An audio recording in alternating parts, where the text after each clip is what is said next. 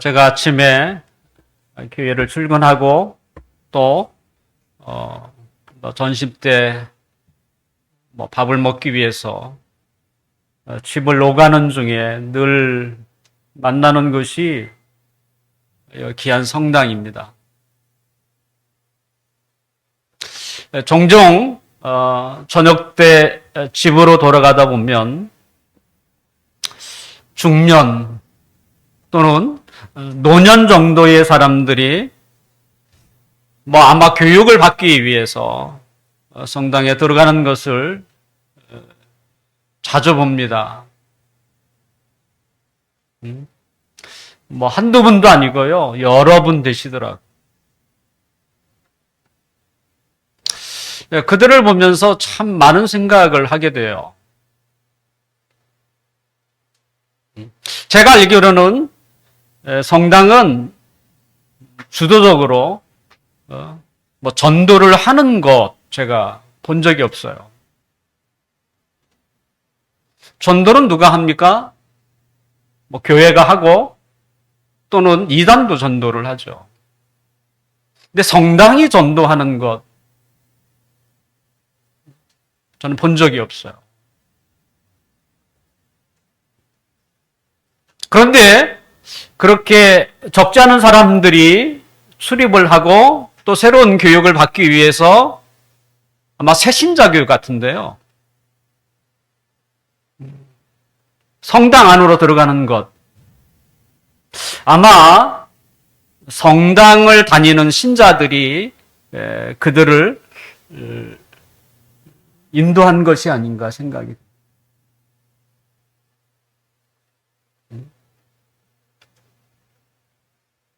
또한 들은 이야기입니다만 새로운 사람이 교회에 들어오게 되면 교회는 VIP급으로 대우하려고 합니다. 근데 이게 일반적으로 그렇게 해요. 근데 성당은 그런 것 같지가 않아요. 제가 들어가시는 부분을 유심히 좀 살펴봤어요. 반기는 사람도 없고요. 어떤 경우에는 쌀쌀 맞기까지 한다고 합니다. 그런데도 왜 성당을 찾아다닐까? 정작 그들이 와야 할 곳이 교회 아닌가요? 극진히 환대하고 또 열심히 교회를 알리고 더군다나 제가 아는 지인 중에는 지금은 성당을 다니지 않지만 제가 교회 얘기하면 목사님 저는 영세를 받았습니다. 굉장한 자부심을 가지고 있는 것을 제가 보았어요. 여러분은 아마 대부분이 세례를 받은 사람인데 내가 세례를 받았습니다. 이거에 대한 자부심을 얼마나 가지고 계신가요? 그것을 비교해 보면 영세를 받은 분의 자부심이 굉장히 훨씬 더 크게 느껴져요.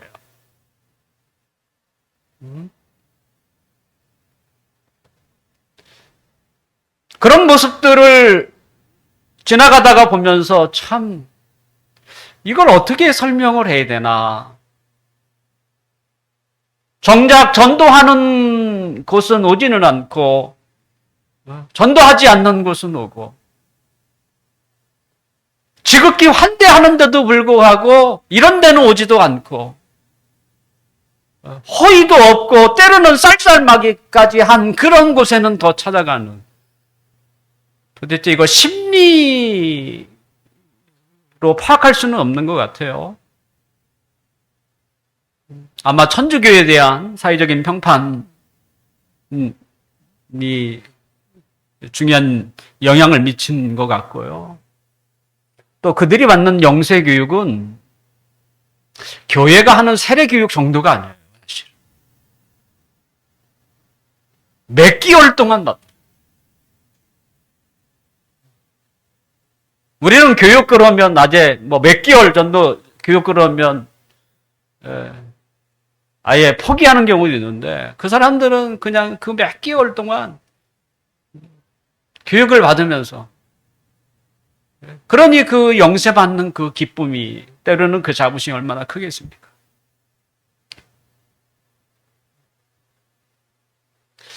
그런 마음을 품으면서 또 한편으로는 굉장히 안타까운 마음도 있었습니다.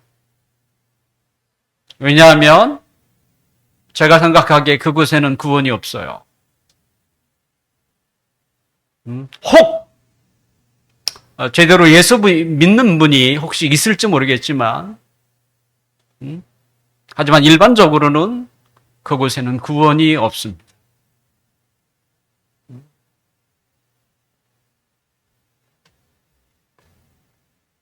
더군다나 오늘 그 성당은 새신자 입교식을 하는 날.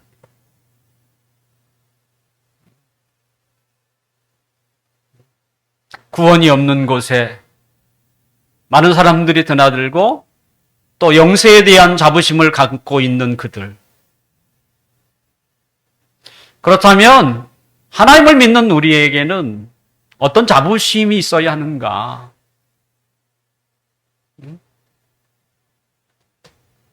사도는 그리스도인의 표지로 형제 사랑을 예를 들었습니다. 그가 그리스도인이라면 형제를 사랑하는 것은 당연한 것이라고 얘기를 해요. 그리스도인은 그냥 호칭으로만 형제님, 자매님 이런 것은 아닙니다. 실제 하나님을 아버지로 모시고 있는 진짜 영적 가족인 거죠. 오늘 본문 19절을 함께 다시 한번 읽어볼까요? 시작. 이로써 우리가 진리에 속한 줄을 알고 또 우리 마음을 주 앞에서 굳세게 하니니, 이로써 우리가 진리에 속한 줄 안다는 말은 그 앞에 있는 구절과 연관되어 있는 얘기죠. 형제 사랑에 대한 이야기입니다. 형제를 사랑하는 사람은 자신이 진리에 속한 사람이라는 이야기예요. 그리고 하나님 앞에 담대함을 얻을 수 있다는 것이죠. 굳세다라고 하는 표현은 뭐 안심하다 이렇게도 표현할 수 있습니다. 안심이 되는 거죠. 주님 앞에, 하나님 앞에 내가 형제를 사랑함으로써 내가 하나님의 자녀라고 하는 그 확신이 주님 앞에 설 때 안심이 된다는 이야기입니다. 교회 입구에 들어올 때에 교회 간판이 있습니다. 주 뜻대로 교회. 그리고 작은 영어로 글씨가 되어 있어요. 더 로즈윌 패밀리 처치라고 제가 그렇게 썼어요. 이 영어를 직역하면 주님의 뜻, 가족 교회 뭐 이런 뜻이겠죠, 사실은.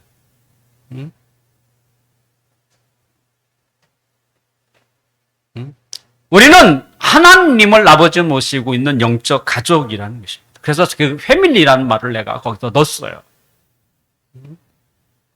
우리가 형제를 사랑하는 마음이 있고 또 실제 사랑을 베풀 경우가 있었다면 그는 진리에 속한 자입니다.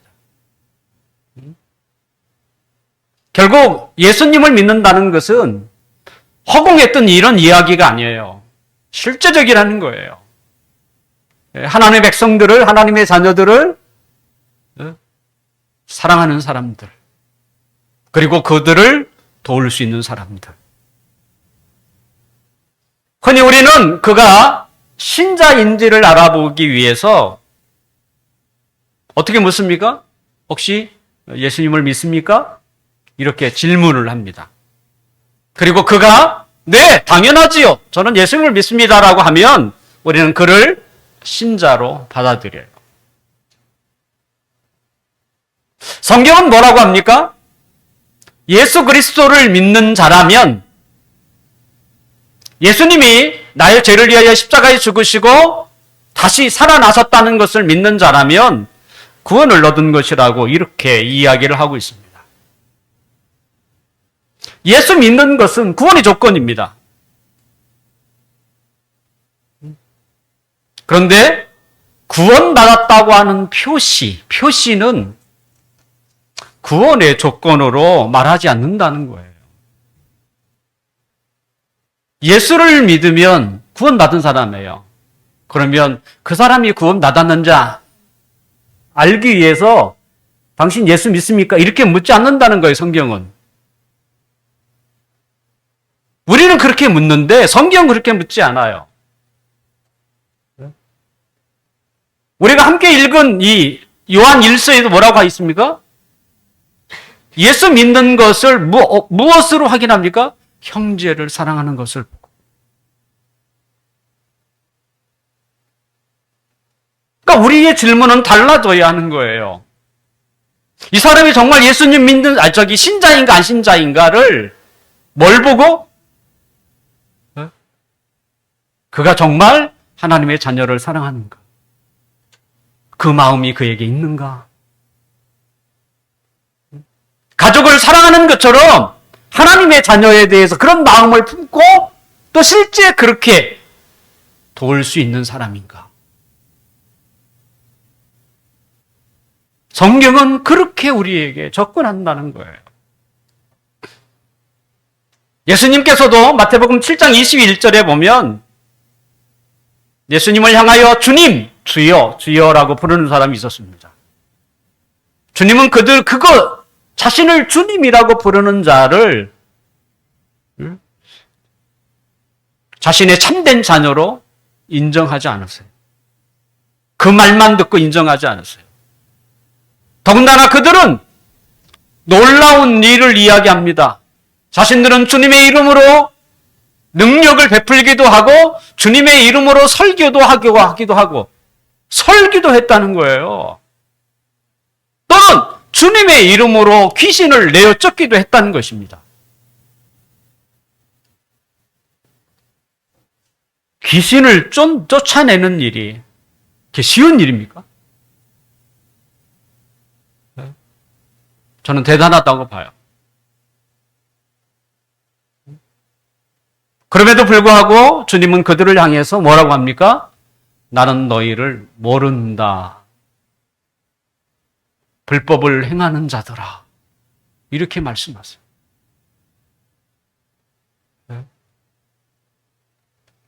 또한 예수님은 마태복음 25장 31절 이하에 보면 마지막 날에 염소와 양을 구분하듯이 구분하는 일이 있다는 거예요.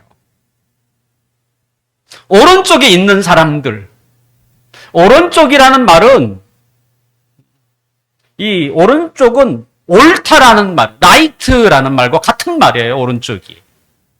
네. 그 오른쪽에 있는 자들에게 뭐라고 합니까? 복을 받을 자들이요. 창세로부터 너희를 위하여 예비하신 나라를 상속하라. 그 나라가 어떤 하나님 나라죠. 복받을 자들이여 표현합니다. 그러면서 주님은 그 이유를 밝히세요. 마태복음 7장에서는 내가 주님의 이름으로 놀라운 일을 행했습니다. 이런 사람에 대해서는 난 너 모른다 이렇게 발뺌을 하셨던 예수님이 도대체 어떤 사람들을 인정하셨을까? 주님은 그 이유를 이렇게 밝히셨습니다. 형제가 줄일 때에 먹을 것을 주었고 형제가 목마를 때에 마시게 하였고 형제가 나그네 되었을 때에 영접하였고 형제가 헐벗었을 때에 옷을 입혔고 형제가 병들었을 때에 돌보았고 형제가 옥에 갇혔을 때에 와서 보았다라고 말씀하세요.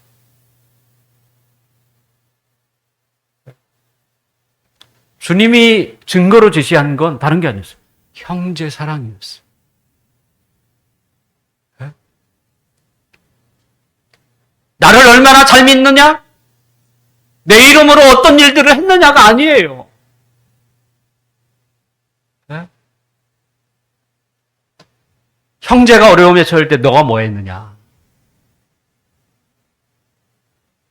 주님이 그것을 신자의 표시로 삼고 있다는 게 사실 놀랍지 않습니까?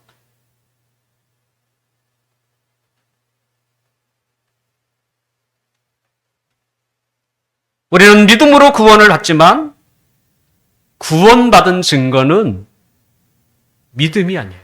사랑.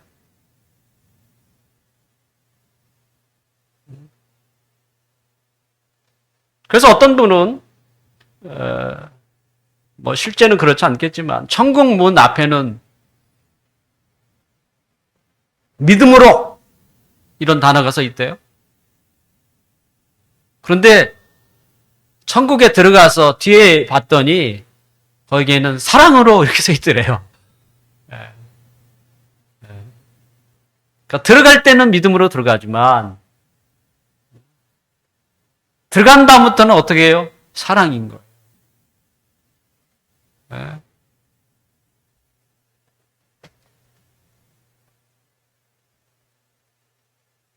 형제를 사랑하는 마음이 있고 실제적으로 그가 어려울 때예요.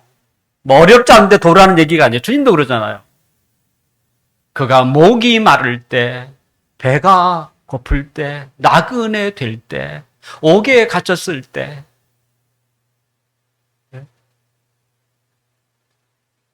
본래는 그때 돕는 거예요. 그렇지 않은데 돕는 것은 불편한 거예요, 본래는. 내가 배불러 죽겠는데 먹을 것을 줘요. 얼마나 불편합니까? 근데 우리는 그런 걸 또 사랑이라고 표현해요.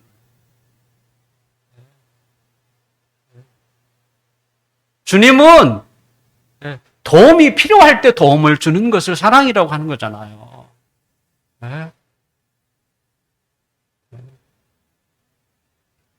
또 받는 사람도 그걸 사랑이라고 느껴요.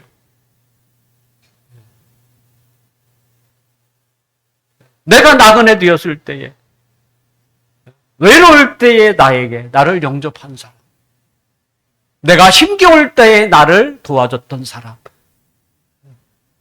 도와주는 사람도 그것을 받는 사람도 똑같아요. 사랑으로 느껴요.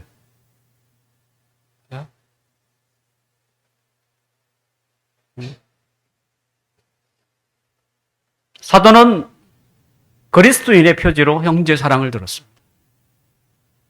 형제를 사랑하는 사람이 있다면 그는 진리에 속한 사람이다. 그리고 주님 앞에 쓸 때 그는 안심이 된다는 것. 혹시 이렇게 얘기하면 우리 가운데 불안한 사람이 있습니까?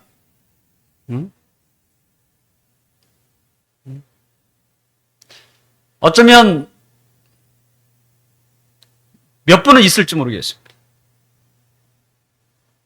어떤 사람입니까? 그는 언제나 나는 하나님의 자녀야, 나는 신자야. 왜냐하면 나는 예수님을 믿거든.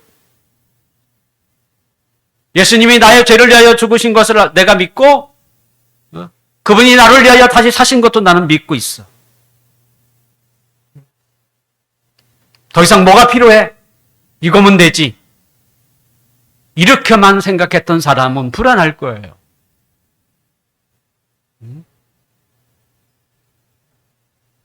막상 교회를 주일마다 다니고 있지만 하나님 앞에 독대, 하나님과 자신과 이렇게 독대를 하게 되면 어쩌면 불안할지도 모르겠습니다.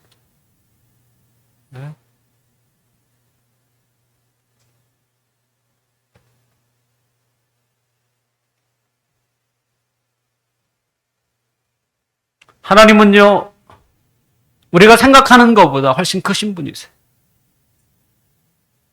사람은 알지 못하겠지만 하나님은 다 아세요. 내가 신자인지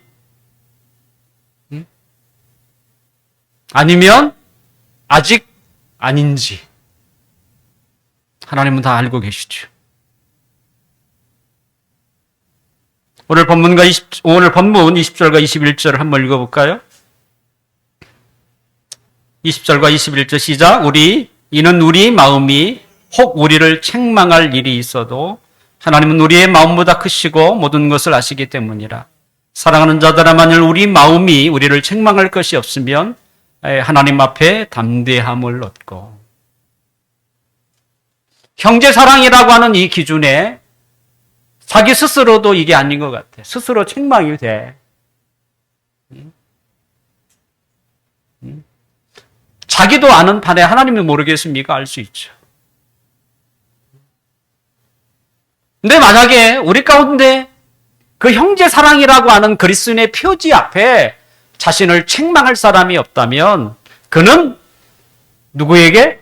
하나님 앞에 언제 가더라도 담대함을 얻는다는 거예요. 우리가 하나님 앞에 언제 갑니까?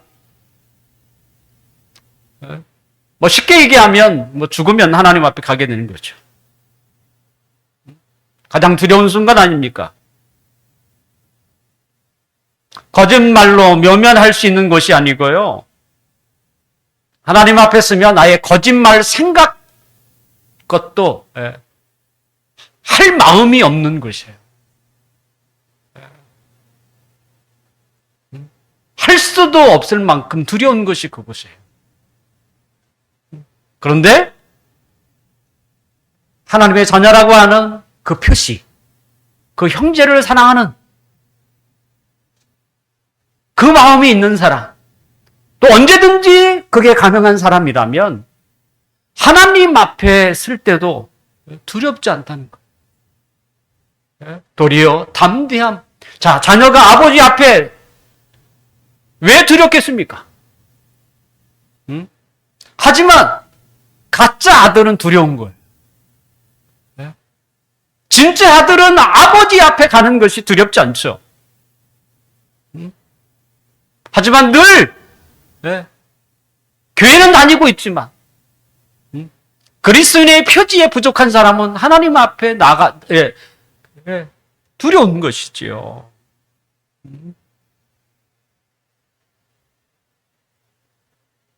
만약 예수님은 마지막 때에 오십니다. 영광스럽게 오고 찬란하게 오십니다. 수많은 천사가 하늘의 나팔 소리를 바란다고 했습니다. 그런데 만약입니다. 까라마초프라고 하는 그 책에 보면 소설이죠.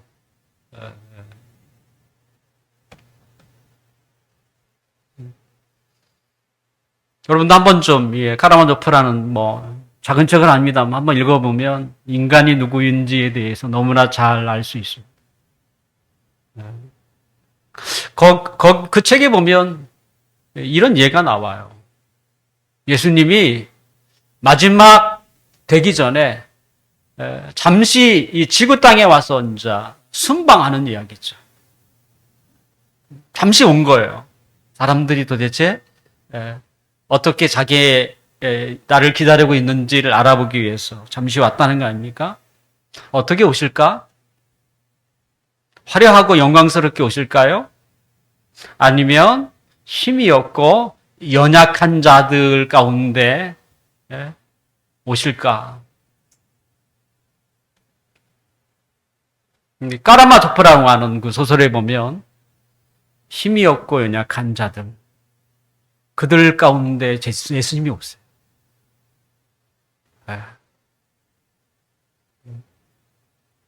저는 이게 소설의 이야기입니다만 맞을 것 같다는 생각이 들어요. 왜냐하면 형제 중 지극히 작은 자에게 한 것이 내게 한 것이다. 주님이 그렇게 말씀하시잖아요.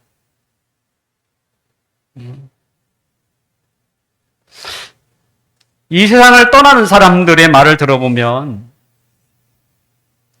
그들이 가장 후회하는 것이 무엇이라고 생각이 됩니까? 만약에 여러분이 이 세상을 떠나게 된다면 뭐가 가장 후회가 될까? 생각해 보신 적이 있으신가요? 축하받을 곳에 내가 축하하지 못했던 일이 생각이 날까요? 저는 좀 아닌 것 같아요. 지금도 가끔 그런 생각을 하거든요. 그때 나에게 뭘 도와달라고 요청했는데 내가 그걸 뿌리쳤을 때 이게 그렇게 마음에 사라지지 않아요. 저는 죽을 때도 저는 그런 것이 떠오를 것 같아요. 어려울 때 도와주지 못한 것. 저뿐이겠습니까? 대부분의 사람들이 아마 그런 생각을 할 거라고 생각이 돼요. 아니, 그 죽음을 앞두고 가장 후회하는 것이 그런 거. 경사스러운 일이 아니었어요. 어쩌면 사소한 일, 그 작은 일, 그때 해줄 걸. 뭐 이런 거죠. 자신이 해줄 수 있는 상황이 아니면 그런 마음도 안 들겠죠. 하지만 내가 그때 해줄 수 있었어. 이러면 그게 그렇게 남지 않겠습니까? 형제 사랑이라는 것도 다른 게 아닙니다.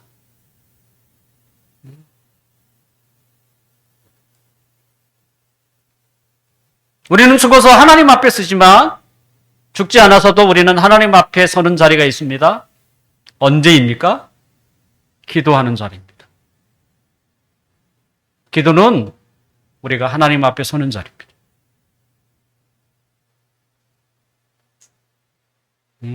혹시 여러분에게 묻고 싶습니다.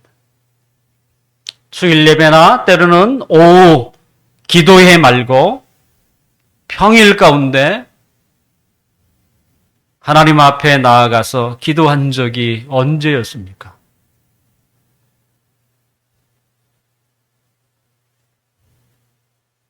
이것이 기억나지 않는다면 정말 심각한 것입니다. 왜냐하면 기도 없이는 그리스도의 삶을 사는 것이 불가능하기 때문입니다. 그냥 살 수는 있어요. 하지만 그리스도인으로서의 삶을 기도 없이는 살 수 없습니다.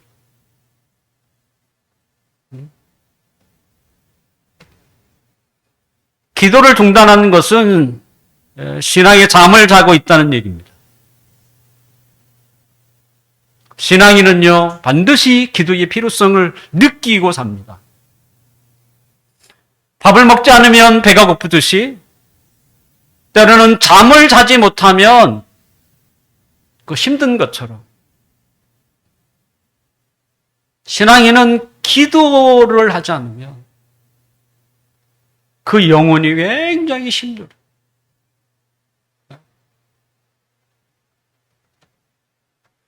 새벽 기도에, 저희 교회가 새벽 기도 없습니다.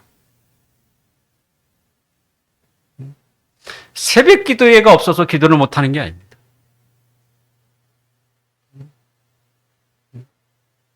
기도 없이 사는 것이 얼마나 힘겨운 것인지를 덜 느끼기 때문에.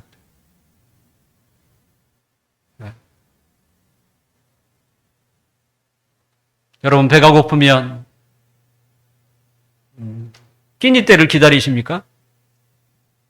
뭐라도 앞에 있으면 먹잖아요. 신앙인도 마찬가지입니다. 지금 기도가 갈급한. 더군다나 기도에는 때가 어디 있습니까? 길을 걸어가면서라도 기도하셔야죠.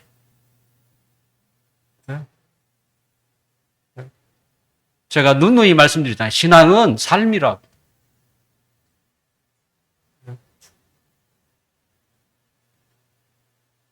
종교의 의식이 아니에요.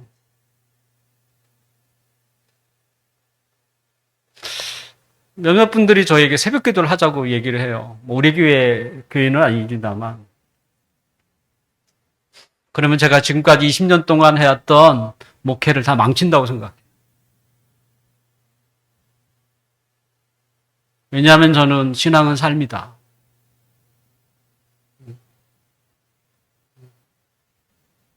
끊임없이 삶으로 만드는 일을 내가 해왔는데 이제 와서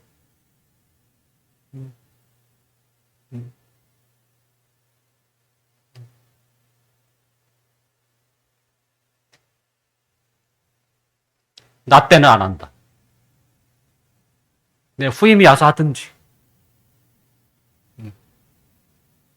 저는 어찌됐든 여러분의 삶으로 하나님을 만나고 삶으로 하나님과 동행하고 기도회가 없어도 하나님 앞에 내가 살아야 하기 때문에 기도하고 기도할 시간이 없으면 걸어서라도 기도하고 그래서 하나님이 우리 삶 가운데 일하시도록 하려고 하는 거예요. 저는 그게 맞다고 생각해요.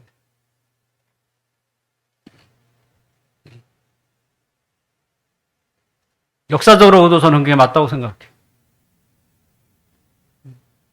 새벽기도를 우리나라 사람이 만든 거예요. 기독교 역사 2000년 동안 그럼 다른 분들은 어떻게 사셨을까요? 삶으로 기도하신 거예요. 정말 하나님이 필요해서 기도했고 하나님의 도움이 아니면 못 살아서 기도한 거야. 교회에서 기도하고 있는 곳에서 기도하고 그래서 기도의 시간이 따로 없어요. 힘들 때 기도하고 애 아프면 기도하고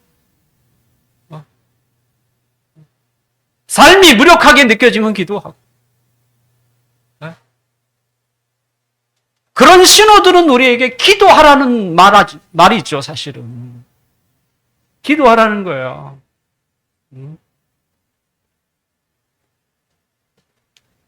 우리가 하나님의 자녀라고 하는 그 확신은요, 어느 때 가장 중요합니까? 기도할 때 가장 필요합니다. 왜냐하면 하나님은 하나님의 자녀들의 기도를 기뻐하세요. 오늘 본문 22절을 함께 봅시다. 22절. 시작. 무엇이든지 구하는 나를 그에게서 받나니 이는 우리가 그의 계명을 지키고 그 앞에서 기뻐하시는 것을 행합니다. 형제 사랑이라는 것은 우리가 그리스도인이라고 하는 진짜 모습이기도 하지만 하나님의 자녀로서 누릴 수 있는 것에 있어서 가장 중요한 기도. 너희가 무엇을 구하든 하나님이 주신다는 것이죠. 누구에게? 하나님의 자녀에게 주시는 것.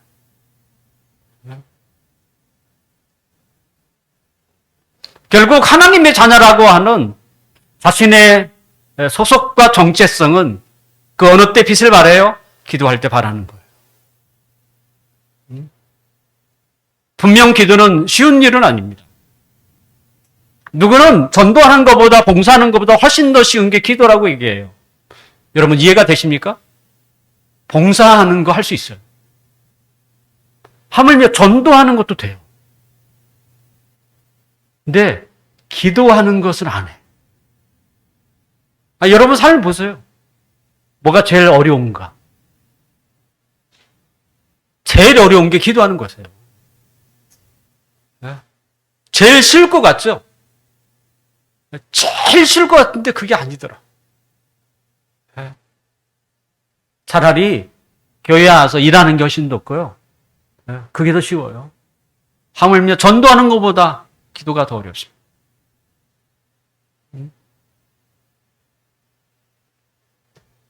왜 그럴까요? 그것은 하나님 앞에 홀로 서는 일이기 때문에. 하나님과 독대하는 것입니다.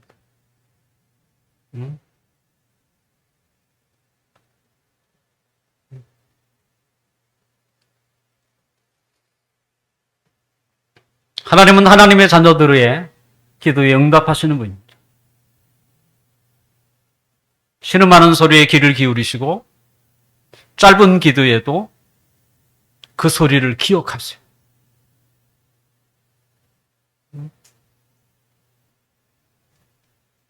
하나님이 기뻐하는 기도의 사람은 많은 시간을 기도하는 사람이 아니에요. 하나님의 자녀의 기도, 또 하나님의 계명을 순종하는 사람의 기도.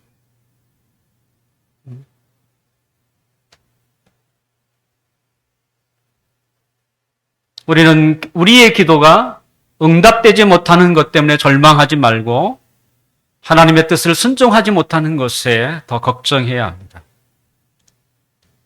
기도의 기초는 하나님의 뜻을 행하는 것입니다. 왜냐하면 하나님이 그것을 기뻐하시기 때문에. 그런 자의 기도에 하나님이 왜 응답하지 않겠습니까?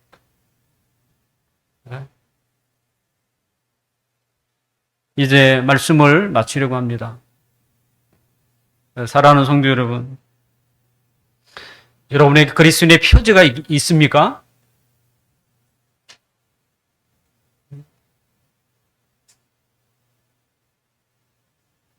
예수님을 믿습니까? 그렇게 묻지 않습니다. 그리스도인의 표지인 형제를 여러분 사랑하십니까?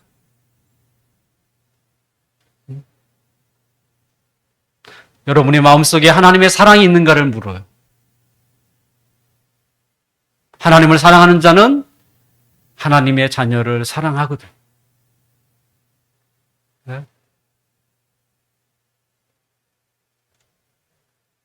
부모를 사랑하는 사람은 부모의 자녀들을 사랑하기도 합니다. 하나님의 자녀라면 하나님 앞에 어떤 모습으로 섰든지 담대함을 가질 수 있습니다. 가장 큰 유익이 뭐겠어요? 기도입니다. 기도. 우리가 육체가 살아갈 힘은 밥에 있을지 모르지만 그리스도인의 삶을 사는 힘은 기도에 있습니다. 혹시 여러분들이 기도의 줄을 오래전에 놓쳤다면 다시 잡으셔야 돼요. 그것 때문에 자신이 그렇게 무력하게 살고 있는 거예요. 그것 때문에 자신의 일이 질서가 없는 거예요. 그것 때문에 자신이 달려가야 할 길이 보이지 않는 거예요. 하나님과 가장 안정된 삶을 살아가는 사람은 가장 질서 있고요. 그리고 끊임없이 앞으로 가는 사람.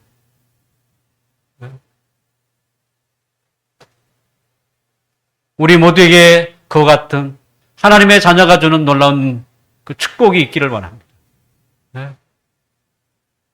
무엇보다도 기도의 자리 찾으십시오.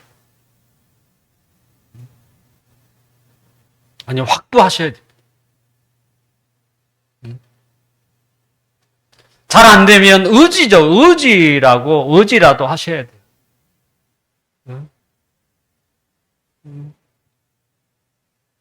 그래서 우리가 하나님의 자녀로서 하나님 앞에 담대함을 얻을 뿐만 아니라 기도를 통해서 우로부터 내리시는 하늘의 신령한 양식을 통해서 힘차게 새로운 한 주를 힘있게 출발하는 우리 모두가 되시기를 주님의 이름으로 축원합니다.